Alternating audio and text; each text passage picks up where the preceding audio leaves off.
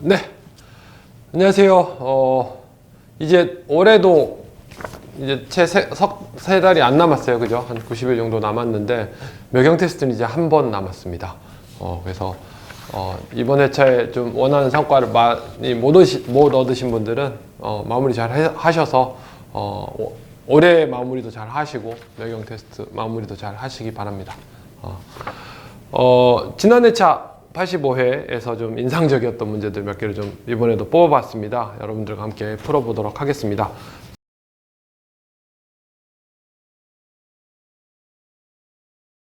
첫 번째 문제는 정보 비대칭에 대한 문제인데요. 문제부터 먼저 읽어보겠습니다. 다음 중 판매자가 구매자에 비해 제품의 품질에 대해 더 많은 정보를 가지고 있는 경우 우량품은 시장에서 퇴장하고 불량품이 주로 거래되는 현상은? 이라고 했습니다. 선택지가 1번은 신호발송, 2번은 이력현상, 3번은 역선택, 4번은 도덕적 해이, 5번은 대리 문제입니다. 정답은 역선택 3번이 되겠습니다. 정보 비대칭 관련된 이슈들은 상당히 중요한 이슈고, 또 4차 산업혁명이 되고 뭐가 돼도 더 심화되는 부분들이고, 또 여기 이 부분에서 비즈니스 모델들이 많이 나올 수 있어서, 그리고 또 저희 심화 문제들 혹은 또 다른 유형의 시험지에서도 많이 나올 수 있는 부분들이라서 이 부분들에 대해서 좀 여러분들과 함께 좀 살펴보도록 하겠습니다. 정보 비대칭이라고 합니다. 그쵸? 이게 무슨 말이죠? 정보가 비대칭이야, 대칭이 아니야. 무슨 말이죠? 경제 주체들 가운데서 그 시장에 참여하는 사람들의 특정 부분의 사람들이 다른 부분의 사람들보다 정보를 더 많이 갖고 있다는 얘기입니다. 일반적으로는 이제 대표적인 사례가 중고품에 대한 사례인 거죠. 그러니까 여러분 그런 거 있잖아요. 당근마켓 많이들 이제 이용하시는데, 뭐 그런 것들 관련해서 유튜브 같은 것들도 많이 나오는데, 당근마켓 보면 이제 뭐 보고 하는데, 뭐 저는 당근마켓 몇 번 이용해 보긴 했는데, 직거래 할 때 이렇게 민망해서 네 그러고 그냥 금방 이체하고 대충 보고 마는데, 또 꼼꼼하신 분들은 꼼꼼하게 보잖아요. 그쵸? 근데 제가 갖고 있는 가전기기를 중고마켓에 그럼 올렸는데, 그 올릴 때 그 가전기기의 특성이나 뭐 제가 진짜 눈에 안 보이지만 내가 실수로 떨어뜨렸을 때 나오는 그 흠집들, 혹은 다른 것들은 다 멀쩡한데 희한하게 내 기계는 요 기능은 잘 안 돼 라고 하는 그런 특성들에 대해서는 판매자인 나는 잘 알고 있지만 구매자인 어떻게 되죠? 고객은 잘 모르게 되죠.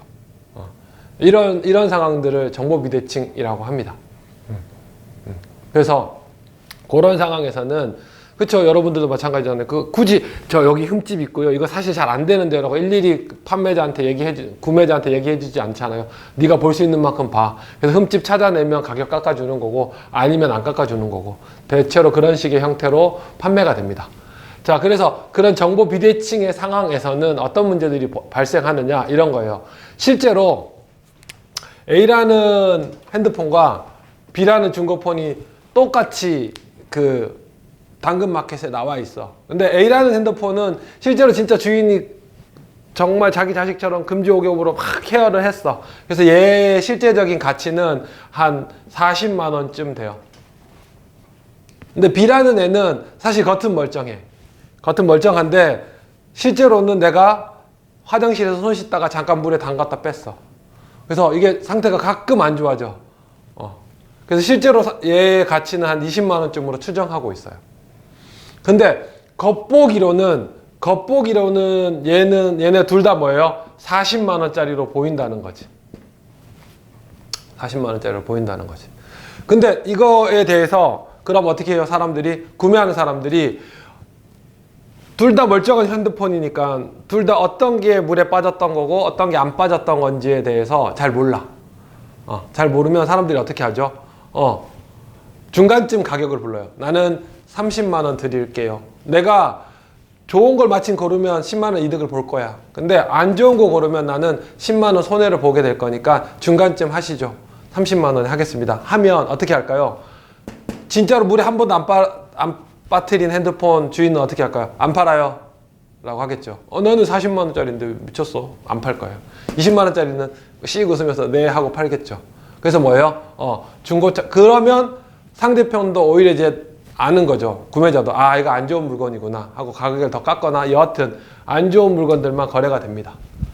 이런 것들을 이제 역선택이라고 합니다. 그러니까 정보 비대칭, 정보가 충분히 판매자와 구매자가 다 동일하게 다 알지 못하는 상황에서는 뭐죠? 안 좋은 물건들만. 좋은 물건들은 그것들을 구매자들이 충분히 잘 알지 못하기 때문에 그런 일이 발생한다. 그래서 이래서 안 좋은 물건들만 시장에서 거래가 된다. 이걸 역선택이라고 합니다. 그래서 사실은 이런 역선택을 방지하기 위해서 이거는 시장에서는 뭐 정직해야 된다라고 하지만 굳이 내가 일부러 속이진 않지만 내 약점을 일부러 다 드러내진 않잖아요. 그렇죠?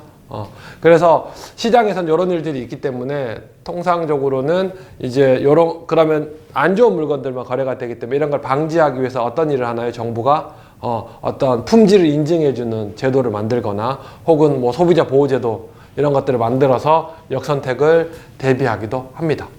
그래서 우리 1번 선택지로 나온 신호 발생이라고 하는 거는 이런 역선택의 상황에서 정보가 많은 쪽에서 정보가 부족한 쪽한테 적극적으로 자기를 어필하는 거예요. 그 역선택이 일어나지 않도록. 그래서 뭐예요? 신호 발생의 대표적인 사례가 그러면 우리 물건 사고 몇 개월 안에 고장이 나면 내가 무상으로 바꿔줄게요. 혹은 AS 해드릴게요. 이런 것도 신호 발생입니다.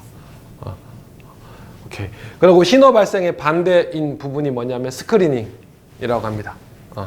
이거는 정보가 부족한 쪽에서 많은 쪽에 있는 대상한테 그러니까 역선택이 일어나지 않도록 자, 네 물건 얼마나 좋은지 나한테 더 알려줘. 이런 거 갖고 있어? 정부로부터 인증받은 게 있어? 아니면 니네 뭐 나한테 그러면 요런 류의 하자가 구매한 지 한 달 안에 생기면 무상으로 교체해줘 라는 서약서 쓰세요 라는 것, 그런 장치들을 만들어내는 것들을 이제 스크리닝이라고 합니다.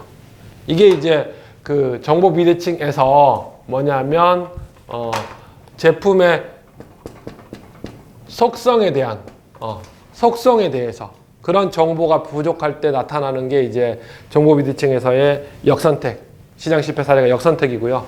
자, 속성 말고 행동으로 인해서 나타나는 정보 비대칭 사례가 뭐냐 하면 모럴 해저드, 도덕적 해이입니다. 그러니까 우리 선택지에도 나왔죠. 근데 이제 그 도덕적 해이가 생기는 이유는 속성이라고 했습니다. 무슨 말이야? 내가 회사에 취업을 했어. 회사에 취업을 했는데 어떻게 해요? 회사에서 열심히 일하겠습니다. 뭐 이렇게 면접 볼 때 얘기했어. 진심이에요. 그죠? 근데 취업하고 나면 사람이 좀 마음이 좀 달라질 수도 있잖아. 그쵸? 이미 이제 계약서에 사인하고 당신은 50세까지 혹은 60세까지 우리 회사 정년입니다 라고 사인했어. 네가 특별히 회사에 나쁜 짓을 하거나 뭐 불법을 행하지 않는 이상은, 특별한 이슈가 없으면, 회사가 망하지 않는 이상은 그래도 정년이 보장될 겁니다 라고 계약서에 사인했어. 그러면 그 사람은 어떻게 하죠?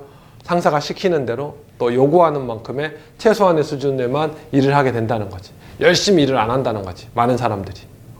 그런 것들을 도덕적 해이라고 합니다. 왜 이런 일이 발생하느냐 하면 그거는 그 사람이 얼마나 열심히 일을 하는지에 대해서 상사들이 그거에 대해서 정확하게 평가할 수 없을 때, 모니터링이 안 될 때 이런 일들이 발생할 수 있다는 거거든요.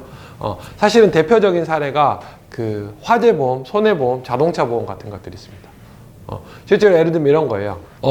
보험 계약을 했어. 당신 화재가 나면 10억짜리 빌딩인데 불이 나고 나면 한 8억쯤 드립니다. 보험금이 8억입니다 라고 하면 건물주는 어떻게 되느냐, 물론 불이 나면 2억의 손해가 발생하지. 10억짜리 건물이 무너지고 8억의 보험금을 받으니까. 근데 실제로는 그런 일들이 벌어지는데 그 보험에 계약하고 나면 그래도 화재가 났을 때 10억이 다 날아가는 그런 상황일 때보다는 보험으로 어느 정도 보호가 될 때 그 주인들은 예전보다는 더 열심히 화재 예방을 하지 않는다는 거죠. 무슨 말이다? 내가 지금 불이 나면 10억이 전 재산이 날아가. 그러면 매일 건물주들은 불 켜져 있나 혹은 뭐 소화기 잘 되나 확인을 할 텐데 보험 가입하고 나면 그렇게까지는 열심히 안 한다는 거죠. 자동차 보험도 마찬가지거든요. 그죠? 뭐 아예 불법이긴 하지만, 그러니까 여러분 제주도 갔어. 우리 렌트카를 했어. 렌트카 했는데 뭐죠? 보험 커버리지가 아주 약해. 그러면 어떻게 돼? 조심조심 운전할 거예요. 근데 자차 보험까지 다 돼 있어.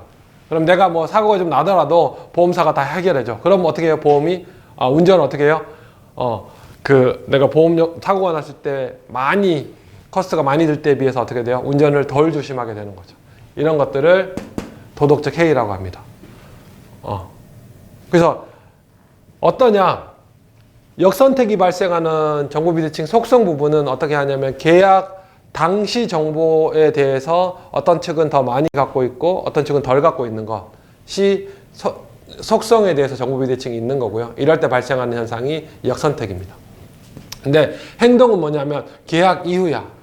보험계약 이후, 그 다음에 근로계약 이후 내가 얼마나 열심히 일할지 혹은 얼마나 안전하게 운전을 할지에 대해서 모니터링이 안 되는 것들, 정보가 서로 다른 것들, 정보의 양이, 이럴 때 이제 행동에 대해서 정보가 비대칭이다 라고 하고, 이때 나타나는 현상을 도덕적 해이라고 합니다.